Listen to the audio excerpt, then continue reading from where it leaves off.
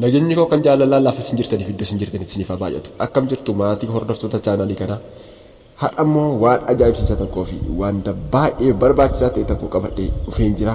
Innis immoo akkaataatti sabiskiraayibii guddifataniidha jechuudha. Kanatti yoo fayyadamtan dhuguman jedhaa baay'ee tokko fayyadamtu. Baay'ee tokko fayyadamtu. Kunis immoo karaa salphaadha. Guruuppii uumuudhaan karaa salphaa ta'een sabiskiraayibii keenya torbee tokko keessatti 1,000 ol geessifachuu dandeenya jechuudha. Innis baay'ee salphaadha.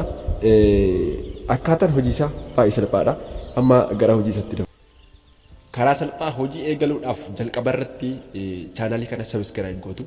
Mallattoo sabiskiraayib kan erga tuqxanii mallattoo bilbilaa tokko jira. Mallattoo bilbilaa sana irratti tuqxaniitu all jedhu kan jedhu irra kaattanii all erga godhatanii booddee viidiyoon kun yoo isinitti tole laayik gootu.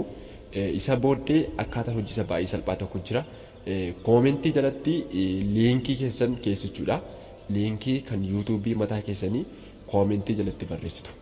Otoo koomentii jalatti liinkii keessan hin barreessin dursa garuu namoota koomentii kana jalatti liinkii isaanii barreeffatan hundumaaf sabiskiraayibii gootu jechuudha. Jala galtanii liinkii isaanii jala galtaniitu sabiskiraayibii gootuuf.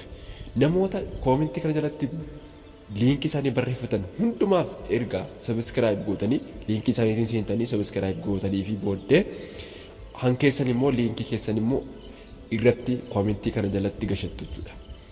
Waan isinii galuu qabu, wanta isinii galuu qabu jalqaba irratti chaanaalii kana sabiskiraayib gootu. Chaanaalii kana erga sabiskiraayib gootanii booddee namoota koomentii jalatti liinkii isaanii galchitan, namoota koomentii kana jalatti liinkii isaanii barreeffatan, liinkii isaaniidhaan seenuudhaan sabiskiraayib gootuu fi erga namoota koomentii kana jalatti liinkii isaanii galchitanii sabiskiraayib gootanii booddee liinkii isa kan keessanii yuutuubii mataa keessanii isa banattan sana chaanaalii keessanii liinkii chaanaalii keessanii koomentii jalatti barreeffattu jechuudha. Wanta isinii galuu qabu keessumaa liinkii keessan koomentii kana jalatti barreessuun dursaa namoota liinkii koomentii kana jalatti barreeffatan hundumaaf suuta jettanii sabiskiraayib gochuu qabdu jechuudha. Liinkii isaaniidhaan seentanii sabiskiraayib gootu. Erga sabiskiraayib gootanii xumurtanii booddee liinkii kan mataa keessanii kan chaanaala keessanii jalatti maxxansitu koomentii kana jalatti gashattu jechuudha. Kuni karaa salphaa akkaataatti sabiskiraayibii keenya guddifannudha jechuudha. Namoonni sabiskiraayibii dabalachuuf jecha liinkii kan keessan sabiskiraayib godhanii booddee hangaan isaanii maxxanfatu. Akkaataa kanatti namoonni guruuppii uumuudhaan liinkii kan walii sabiskiraayibii erga gootanii booddee chaanaalii keessan akka salphaatti guddifachuu dandeessu jechuudha. Kun baay'ee salphaadha. Hojii kana meestii hojjedha ilaala. Maalirraa akka geessan ifima keessanii hin bartu jechuudha. Torbee tokko gidduutti sabiskiraayibii 5 ol deemuu dandeessu jechuudha. Kanaaf ammuma hojiitti gala jalqaba irratti chaanaalii kana yoo sabiskiraayib hin goone sabiskiraayib gootu. Erga chaanaalii kana sabiskiraayib gootanii booddee namoota liinkii isaanii koomentii jalatti barreeffatan hundumaaf liinkii isaaniidhaan seenuudhaan sabiskiraayib gootu jechuudha.